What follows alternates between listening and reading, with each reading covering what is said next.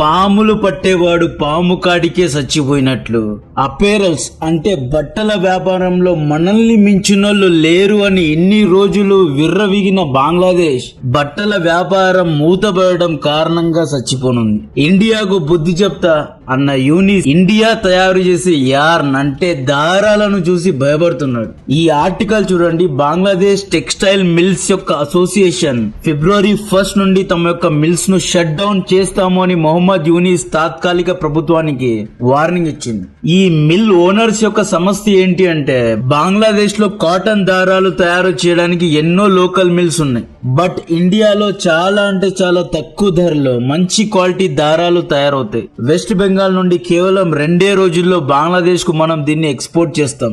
Guess what, మన యొక్క yarn and cotton కు బంగ్లాదేశ్ ఎటువంటి టారిఫ్ వేయదు, డ్యూటీ ఫ్రీ అన్నమాట.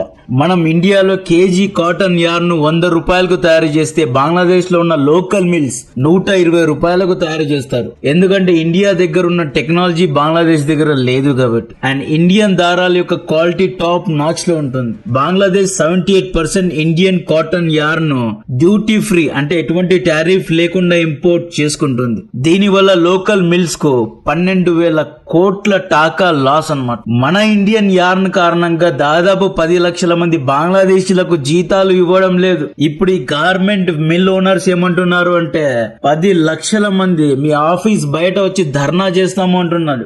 ఈ గార్మెంట్ మిల్ అసోసియేషన్ ఏమంటోంది అంటే ఇండియా నుండి ఇంపోర్ట్ చేసుకునే యాన్ పై టారిఫ్ వేసిన తర్వాత ఇండియా యొక్క కాటన్ ధర 130 రూపాయలు అవుతుంది. మేము 120 రూపాయల కేజీకు తయారు చేస్తున్నాం. సో మార్కెట్ లో మా యొక్క దారాలు చీప్ అవుతాయి, అందరూ మా దారాలనే కొంటారు అన్నట్లు బంగ్లాదేశీ మిల్ ఓనర్స్ చెబుతున్నారు. యాక్చువల్లీ బంగ్లాదేశ్ లో mill factories and garment factories ఉన్నాయి. గార్మెంట్ ఫ్యాక్టరీస్ బట్టలు తయారు చేస్తారు అండ్ ఈ మిల్స్ దగ్గర నుండి దారాలను కొంటారు అన్నమాట. ఇండియా చాలా చీప్ గా కాటన్ ను పంపుతోంది కాబట్టి ఇండియన్ దారాలనే బంగ్లాదేశ్ లో ఉన్న గార్మెంట్ ఫ్యాక్టరీస్ కొంటున్నాయి. దీని వల్ల బంగ్లాదేశ్ లో ఉన్న లోకల్ మిల్స్ లాస్ అవుతున్నాయి అన్నమాట. యూనిస్ ఇండియాపై టారిఫ్ వేయడం లేదు. ఎందుకు వేయడం లేదు అంటే ఒకవేళ మన యొక్క దారాలపై టారిఫ్ వేస్తే అపేరల్స్ అంటే బట్టల యొక్క మేకింగ్ కాస్ట్ పెరుగుతుంది. భలే ఇరుక్కున్నాడు కదా ఈ పెద్ద మనిషి. మొహమ్మద్ యూనిస్ మైక్రో ఎకానమిక్స్ లో ఆర్థిక నీతిలో PhD చేశాడు. నోబెల్ శాంతి పురస్కారం ఈ పెద్ద మనిషికి ఎకానమిక్స్ లోనే వచ్చింది. మైనారిటీస్ ను అణిచివేసే తాత్కాలిక నాయకుడు ఈ సింపుల్ ఎకానమిక్స్ ను ఎలా మర్చిపోయాడో అర్థం కావడం లేదు. యూనిస్ ఇండియాపై టారిఫ్ వేస్తే మనం ఏం చేస్తామో తెలుసా? ఇంకా చీప్ గా అమ్ముతాం. 20 రూపీ టారిఫ్ వేస్తే కేజీ 80 రూపాయలకి అమ్ముతాం. బంగ్లాదేశ్ మార్కెట్ లో స్టిల్ 100 రూపీస్ పర్ కేజీ మన యార్న్ అమ్ముడుపోతుంది. బంగ్లాదేశ్ ను చంపడానికి ఫైటర్ జెట్స్ మిసైల్స్ అవసరం లేదు. మన యార్న్ కార్మికుల చేతుల్లో కంగులుగాల ప్రాణాలు ఉన్నాయి. ఇదంతా ట్రైలర్ మాత్రమే. మెయిన్ సినిమా మొన్న జరిగిన FTA డీల్. మనం EUలోని 27 దేశాలతో ఫ్రీ ట్రేడ్ అగ్రిమెంట్ చేసుకున్నాం. ఉర్సులా గారు ఇండియాకు వచ్చి మరీ ఈ డీల్ లో సైన్ చేసి వెళ్లారు. బంగ్లాదేశ్ EU దేశాలకు చీప్ రేట్ లో బట్టలు అమ్ముతుంది. ఎందుకంటే బంగ్లాదేశ్ అనేది లీస్ట్ డెవలప్డ్ కంట్రీ కేటగిరీలో వస్తుంది కాబట్టి. EU దేశాలు ఎవ్రీథింగ్ బట్ ఆర్మ్స్ అనే చట్టాన్ని తీసుకొచ్చారు. ఎవ్రీథింగ్ బట్ ఆర్మ్స్ అంటే ఏంటి అంటే వీళ్ళు ఆర్మ్స్ అండ్ అమ్యునిషన్స్ ను తప్ప అంటే యుద్ధ ఆయుధాలను తప్ప మిగతా అన్ని వస్తువులను లీస్ట్ డెవలప్డ్ కంట్రీస్ నుండి కొంటారు విత్ 0% టారిఫ్. కంగ్లూ దేశం ఈ కేటగిరీలో వస్తుంది కాబట్టి వీళ్ళ దగ్గర నుండి కొంటున్నారు. ఇండియా పంపే అపేరల్స్ పై 12% టారిఫ్ ఇంతకు ముందు నుండి ఉండేది. FTA డీల్ తర్వాత 0% అయింది. EU మార్కెట్ లో బంగ్లాదేశ్ అపేరల్స్ కంటే ఇండియన్ అపేరల్స్ చీప్ అవుతాయి. అంతేకాదు ఈ FTA డీల్ తర్వాత EU కు అమ్ముడుపోయే $38 బిలియన్ గార్మెంట్ యొక్క బిజినెస్ ను మనం క్యాప్చర్ చేయొచ్చు. వియత్నాం, చైనా బిజినెస్ ను కూడా మనం కొట్టగలం. మొహమ్మద్ యూనిస్ వేసుకున్న సెల్ఫ్ గోల్ గురించి మాట్లాడే ముందు దేశ ప్రజలకు 5,000 నోట్లు వెళ్తున్నాయి అంటే దానికి గల ముఖ్యమైన కారణమే బట్టల వ్యాపారం. బంగ్లాదేశ్ ఇయర్లీ $50 బిలియన్ అంటే 4.5 లక్షల కోట్ల ఎక్స్పోర్ట్ చేస్తుంది. ఇందులో $40 బిలియన్ దాదాపు 80% బట్టలనే ఎక్స్పోర్ట్ చేస్తుంది. ఈ $40 బిలియన్ లో $20 బిలియన్ EU దేశాలకే బట్టలను అమ్ముతుంది. H&M బట్టల కంపెనీ గురించి మనకు తెలిసిందే. స్టైలిష్ బట్టలు తయారు చేస్తారు. ఇది స్వీడిష్ కంపెనీ. H&M ఏం చేస్తుంది అంటే బట్టల యొక్క డిజైన్ ను బంగ్లాదేశ్ లో ఉన్న గార్మెంట్ ఫ్యాక్టరీస్ కు పంపుతుంది. బంగ్లా గార్మెంట్ ఫ్యాక్టరీస్ ఇండియా నుండి కాటన్ ను చాలా తక్కువ ధరకు కొని చైనా నుండి ఫ్యాబ్రిక్ ను ఇంపోర్ట్ చేసుకొని చీప్ లేబర్ ద్వారా H&M యొక్క ప్యాంట్స్ అండ్ షర్ట్స్ ను కుడుతుంది. మళ్ళీ స్వీడన్ కి అమ్ముతారు. స్వీడన్ బంగ్లాదేశ్ నుండి $5 కు బట్టలను కొని ప్రపంచానికి $30 కు అమ్ముతుంది అన్నమాట. ఈవెన్ ఇండియాలో కూడా ఒక్క H&M జాకెట్ 3000 నుండి స్టార్ట్ అవుతుంది. ఈ జాకెట్ ను బంగ్లాదేశ్ $1000 కుట్టి స్వీడన్ కు అమ్ముతుంది అన్నమాట. అండ్ బంగ్లాదేశ్ దగ్గర రా మెటీరియల్స్ లేవు. కాటన్ ఇండియా నుండి, ఫ్యాబ్రిక్ చైనా నుండి, మరొకటి ఇలా అన్నిటిని ఇంపోర్ట్ చేసుకొని చీప్ లేబర్ పెట్టుకొని ఇన్ని రోజులు వీఆర్ డెవలపింగ్ లైక్ ఎనీథింగ్ అని ఇండియానే తలదన్నుతామన్నట్లు మాట్లాడారు. మొన్న మొహమ్మద్ యూనిస్ ఏమంటాడు అంటే ఈయన మాటలను ఒకసారి వినండి, ఆ తర్వాత మాట్లాడు. Industry very crucial to your country. Here we are in the West, which relies a lot on Bangladeshi garments. Donald Trump's tariffs, how much do they worry you as an economist? We are very happy the way it went, the negotiation, the tariff negotiation. I think it's 20%. 20%, yes. So Still high. It's not as high as we were worried about. So India got much higher. Much higher. So I was even saying that probably very soon Indian industries will come and set up their industries in Bangladesh. Industries will come and set up their industries in Bangladesh. Trump ఇండియాపై 50% tariff వేశాడు. దీనివల్ల India యొక్క బట్టల ధర USA market లో చాలా costly అవుతుంది. బంగ్లాదేశ్ పై కేవలం 20% టారిఫ్ పడింది. ఇండియన్ టెక్స్టైల్ కంపెనీస్ అన్ని బంగ్లాదేశ్ లో ఓపెన్ చేస్తారు. మనమంట మన ఫ్యాక్టరీస్ అన్నిటిని కంగ్లూ దేశంలో స్థాపిస్తామంట. బంగ్లాదేశ్ నుండి మనం వేరే దేశాలకు వస్తువులను అమ్ముతామంట.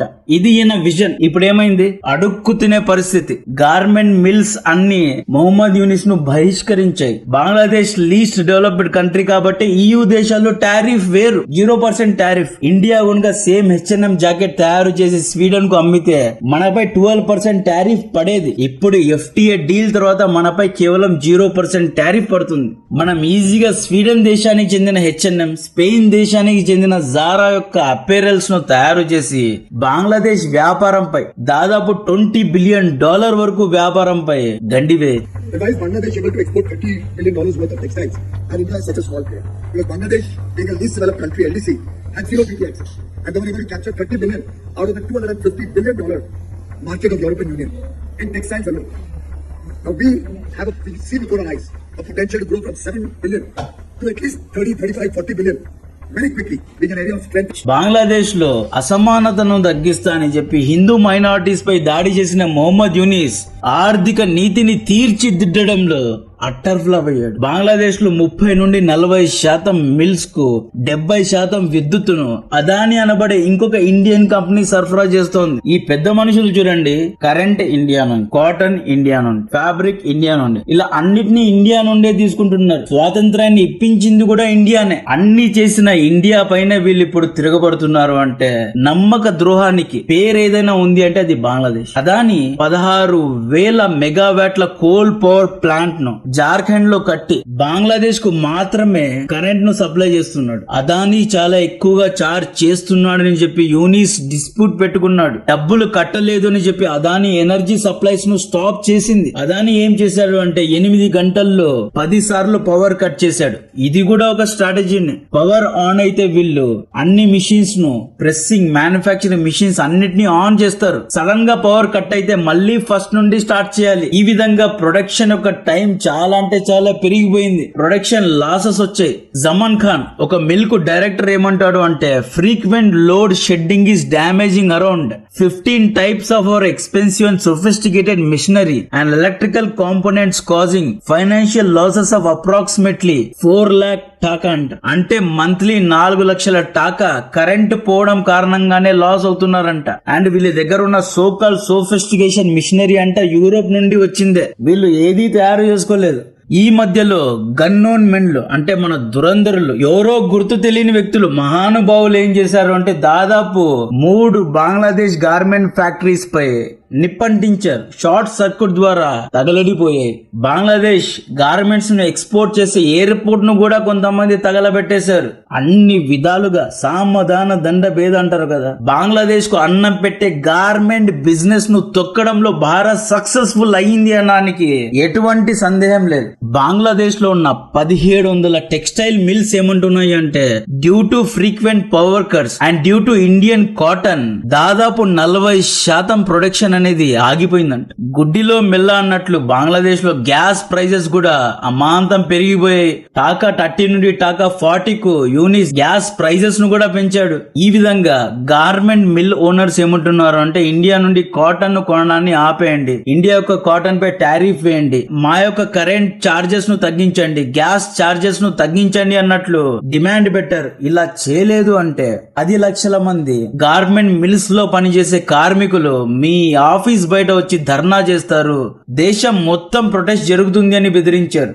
ఇండియా కాటన్ దారాలతో మొదటి దెబ్బ వేసింది. సెకండ్ అటాక్ ఎప్పుడు అంటే ఏప్రిల్ 29, 2025. మీకు గుర్తుంటే ఇండియా ట్రాన్స్షిప్మెంట్ ఫెసిలిటీస్ ను బంగ్లాదేశ్ కు కట్ చేసింది. ఇంతకు ముందు ఏమయ్యేది అంటే ఇండియా బంగ్లాదేశ్ మధ్య ట్రాన్స్షిప్మెంట్ ఫెసిలిటీ అనే ఒక ఒప్పందం జరిగింది. బంగ్లాదేశ్ తమ యొక్క బట్టలను ఢాకాలో తయారు చేసి న్యూఢిల్లీ, ముంబై వరకు ట్రక్కులు వేసుకొని వచ్చేవారండి. వితౌట్ ఎనీ టోల్ చార్జెస్ ఫ్రీగా ట్రక్కులు వేసుకొని ముంబై, ఢిల్లీకి వచ్చి అక్కడి నుండి ఎయిర్పోర్ట్స్ ద్వారా యూరోప్ కు బట్టలను ఎక్స్పోర్ట్ చేసేవారు. ముంబై షిప్స్ ద్వారా, ముంబై పోర్ట్ ద్వారా, సీ మార్గం ద్వారా బట్టలను ఎక్స్పోర్ట్ చేసేవారు. ఢిల్లీ యొక్క ఎయిర్పోర్ట్ ను వాడి కార్గో ప్లేన్స్ ద్వారా బట్టలను ఎక్స్పోర్ట్ చేసేవారు. ఈ మొత్తం లాజిస్టిక్ కు ఇండియా ఎటువంటి చార్జ్ వేసేది కాదు. ఫ్రీగా ఇండియన్ రోడ్స్ ను, సీ పోర్ట్స్ ను, ల్యాండ్ పోర్ట్స్ ను, ఎయిర్పోర్ట్స్ ను వాడుకున్న బంగ్లాదేశ్ ఇండియాకే వెన్నుపోటు పొడిచింది. కాబట్టి ఏప్రిల్ 2025 లో భారత ప్రభుత్వం ట్రాన్స్షిప్మెంట్ యాక్సెస్ ను క్యాన్సిల్ చేసింది. దీని వల్ల కూడా బంగ్లాదేశ్ దాదాపు $4 బిలియన్